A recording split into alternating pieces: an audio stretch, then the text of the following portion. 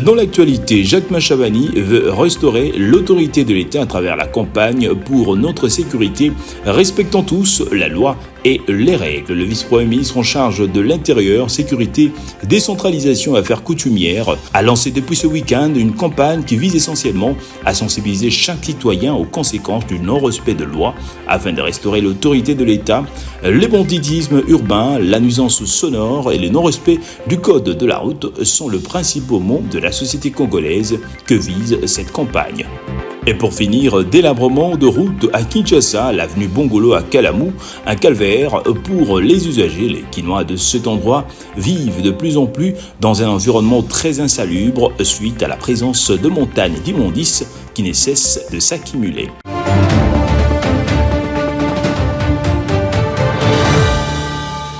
Au grand mot, grand remède, dit-on. Ces dictons est ainsi intériorisé par le Conseil économique et social de la RDC. La délégation de ces conseillers de la République est ici reçue en audience par le président de l'Assemblée nationale, le professeur Vital Kamerhe. Au centre de leur discussion, l'apport de cet organe dans la lutte contre la vie chère et la relance économique nationale. Le Conseil économique et social, à travers son président Jean-Pierre Kiwakana, a remis le 5 septembre une série d'avis consultatifs émis dans plusieurs secteurs socio-économiques. Il était de notre devoir de venir rendre visite au président de l'Assemblée pour qu'ensemble nous puissions voir comment nous pouvons créer un cadre de concertation, de collaboration, de manière à trouver ensemble les meilleures solutions qui soient pour le bien-être de tous les Congolais. Vous savez comment le président de l'Assemblée nationale est rigoureux dans son approche de travail et nous avons amené quelques avis sur plus d'une centaine que le Conseil économique et social a déjà mis sur le marché. Le président de l'Assemblée nationale, le professeur Vital Kamerhe, a salué les travaux abattus par le Conseil économique et social. Il a rassuré une bonne collaboration entre cette structure et la Chambre basse du Parlement durant tout son mandat.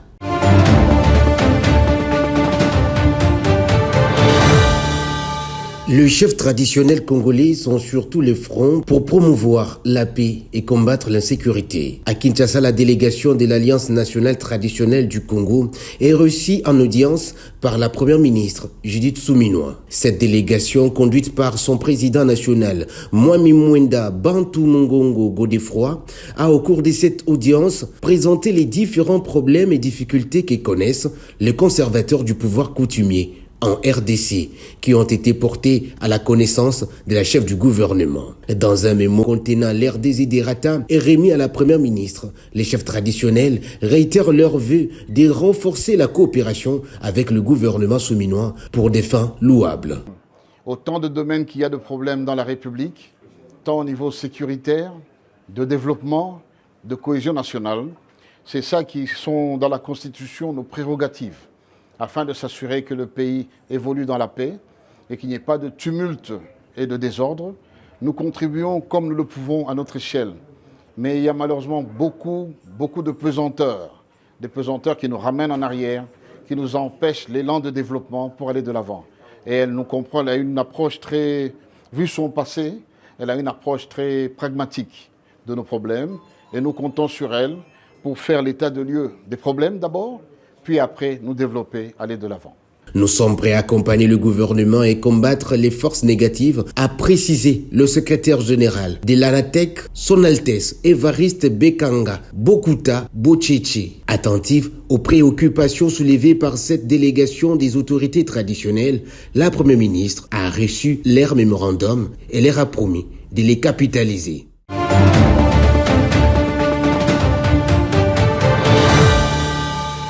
Le vice-premier ministre, ministre de l'Intérieur, Sécurité, Décentralisation, Affaires coutumières, Jacquemain Chabani Louko, a lancé le vendredi 6 septembre 2024 une campagne dénommée « Pour notre sécurité, respectons tous la loi et le règlement ». Selon le patron de l'Intérieur en RDC, la sécurité de notre société repose sur un principe fondamental, le respect de loi, et cette campagne, qui durera 3 mois, vise à restaurer l'autorité de l'État pour qu'essentiellement chaque citoyen ressente la légitimité des institutions et de forces de l'ordre. Dans un monde en constante évolution, où les défis en matière sécuritaire se multiplient, il est vital de rappeler l'importance de ces règles qui régissent notre société. Cette campagne n'est pas un simple appel à la conformité. Elle est le reflet de notre engagement commun pour un environnement plus sûr et plus serein. Suite aux instructions du président de la République, je vous annonce une initiative essentielle du gouvernement pour notre société qui nous concerne tous. Le lancement de la campagne nationale intitulée « Pour notre sécurité, respectons tous la loi et les règles ». La lutte contre le banditisme urbain est un défi majeur qui passe par la restauration de l'autorité de l'État. D'autres fléaux comme les nuisances sonores méritent plus de sensibilisation et tout ceci afin que chaque citoyen soit conscient des conséquences du non-respect des lois. La sécurité routière, valeur cardinale du code de la route, est fondamentale pour garantir la sécurité de tous les usagers, piétons, cyclistes, conducteurs et passagers. Le VPM de l'Intérieur en indiquant que chaque année, 2 accidents sont déplorés alors qu'ils pourraient être avisés par une simple prise de conscience et un respect des règles. Pour lui, la réduction des embouteillages provoqués notamment par l'incivisme et le manque de courtoisie routière mérite d'avoir une place importante dans cette campagne.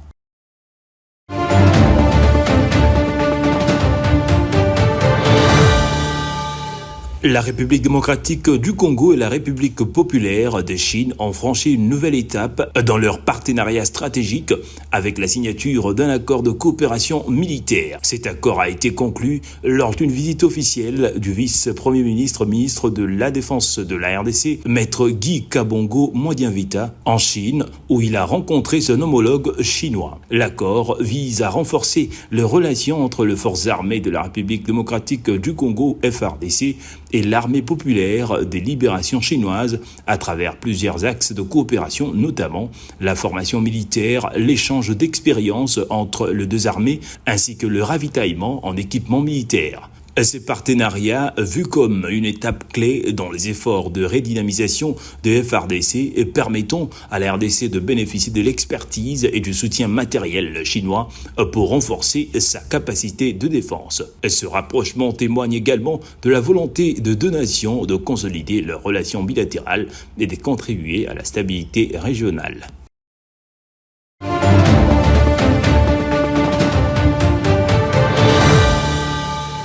C'est le premier protocole d'accord que vient signer le ministère des Ressources hydrauliques et électricité avec la firme chinoise Shanghai Electric. Les 2 parties s'engagent à la réalisation d'études de préfaisabilité pour le développement d'une nouvelle centrale hydroélectrique dans la province de la Chopo. C'est le ministre des Ressources hydrauliques et de l'électricité Teddy Luamba qui a signé le samedi 7 septembre à Shanghai, en Chine, 2 protocoles d'accord avec Shanghai Electric, marquant une étape importante dans le développement des infrastructures électriques en République démocratique du Congo. Parce que avec la délégation, nous sommes très honorés de cet accueil et nous espérons encore avoir des relations beaucoup plus fructueuses.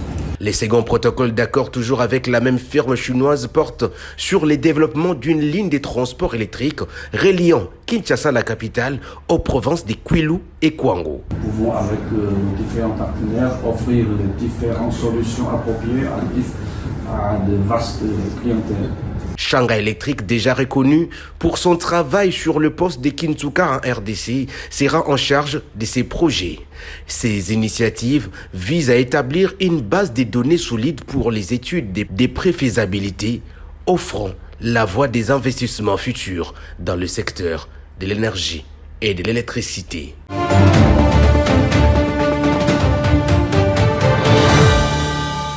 Il faut impérativement bouger les lignes à l'économie nationale. Le ministère des tutelles continue à intensifier les échanges et rencontres pour restaurer le pouvoir d'achat des Congolais. Le vice-premier ministre de l'économie nationale, Daniel Mukoko, a échangé avec la délégation de la Fédération des entreprises du Congo, FEC, conduite par l'administrateur délégué Kibona Boumenge. Un seul sujet autour de ces échanges: comment baisser les prix des produits de première nécessité au pays. Le patronat congolais a encouragé le vice-premier ministre en charge de l'économie nationale qui a pris un engagement vis-à-vis de la production locale, en tenant compte de ces locaux qui doivent produire les riz, les maïs, l'huile de palme pour permettre l'autosuffisance alimentaire et l'autoprise en charge alimentaire par les Congolais ou autres producteurs nationaux. Il a fallu que nous puissions lui présenter les difficultés auxquelles font face les importateurs de biens de première nécessité, mais également les producteurs locaux. La délégation de la FEC a présenté au vice-premier ministre, ministre en charge de l'économie nationale, les difficultés auxquelles ils font face aux importateurs de biens de première nécessité, mais également les producteurs locaux. Signalons que cet échange a connu la présence de l'administrateur délégué de la FEC, le vice-président de cette structure et le représentant de la Marsafco, le représentant des Sokin, les DG des Beltesco et d'autres invités.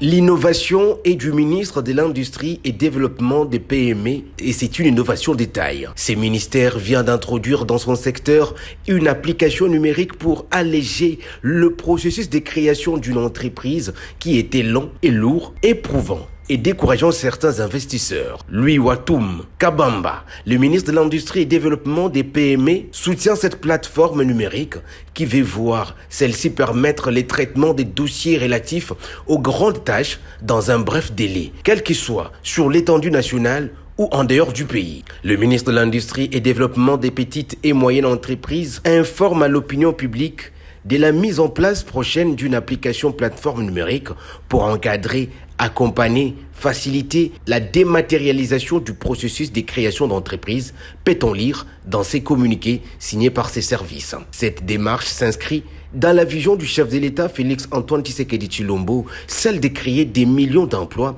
et voir émerger la classe moyenne congolaise.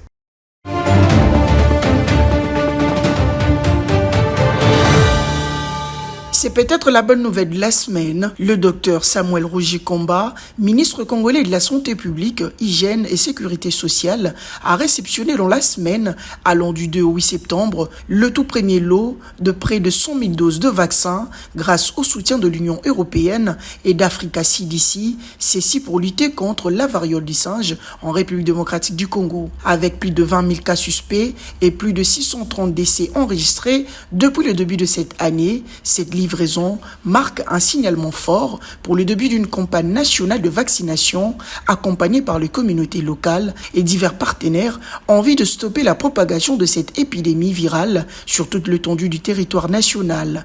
Pour sa part, le docteur Jean Kasséa, directeur général d'Africa CDC, rassure la population congolaise quant à la qualité du vaccin face aux multiples questions soulevées autour de ce produit. J'attends que les autorités congolaises me donnent le temps et l'espace. J'ai même dit que moi-même je vais me faire vacciner, puisque je dirige à Africa CDC, je connais les vaccins. Donc si j'accepte de me faire vacciner, ça signifie que je sais que le vaccin est sûr et que tous les Congolais peuvent l'avoir sans problème. Et j'ai même dit, pour me faire vacciner, ce sera devant les journalistes, pour que vous tous soyez témoins de ces lots de vaccins qu'on va me donner et que vous puissiez rapporter sur ça. Je voudrais rassurer la population que nous avons veillé à ce que ce soit le même vaccin qui est entré dans les corps des Américains, dans les corps des Européens, qui va entrer dans les corps des Africains. Il s'y est de rappeler que le reste de la livraison de 200 000 doses prévue de servir la RDC pour cette première phase de vaccination arrivera bientôt.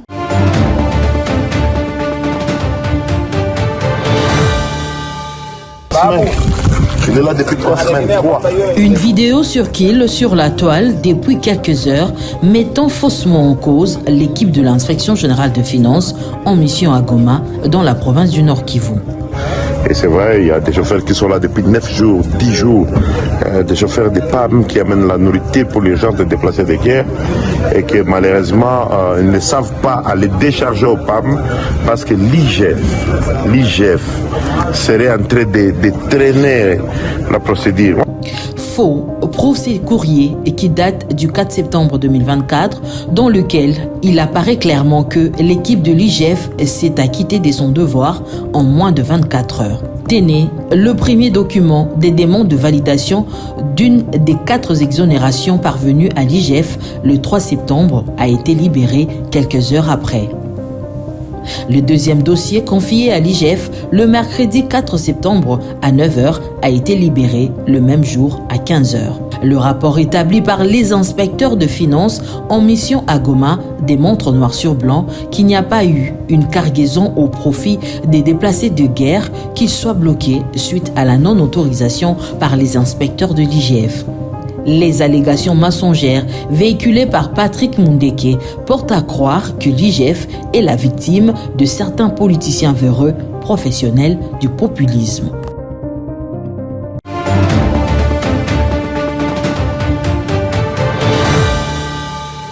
L'avenue Bongolo, le reflet de l'image de la honte de la capitale de la RDC et siège des institutions, la ville de Kinshasa reste toutefois le siège principal de l'insalubrité et de routes délabrées, alors que le premier pas de la saison de pluie s'annonce déjà. À côté des habitations, de lieux des négoces et de ces commissariats de la police nationale, les réalités sont horribles.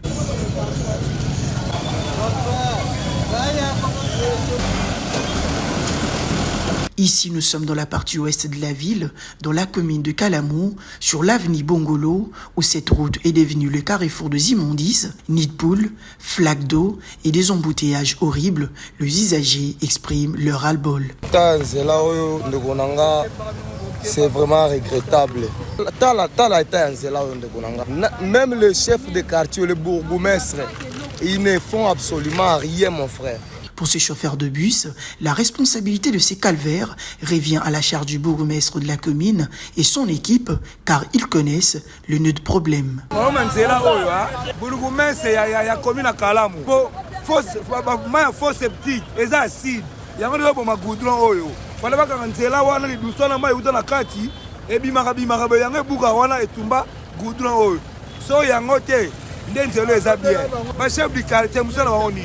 Oh non, c'est là. Bon filmango. Et donc moi aussi.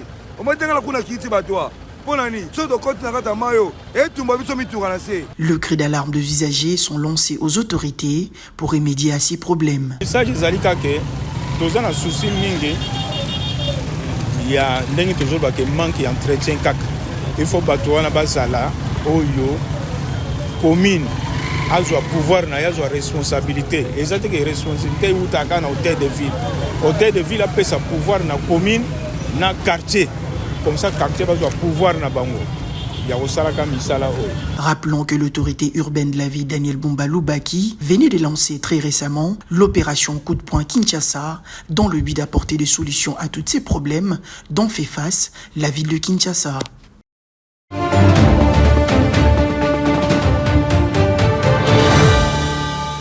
Dans le cadre de la première journée des éliminatoires de la CAN, Coupe d'Afrique de Nations au Maroc 2025, les Léopards seniors de la République démocratique du Congo ont battu le Sili national de la Guinée par un score de 1-0 le vendredi 6 septembre 2024 au stade de Martyrs de la Pentecôte. Dans cette rencontre, Edo Kayembe a inscrit l'unique but de la rencontre à la 26e minute de jeu. On peut comprendre cette difficulté à finir les actions. Tentative de frappe, quel but de loin.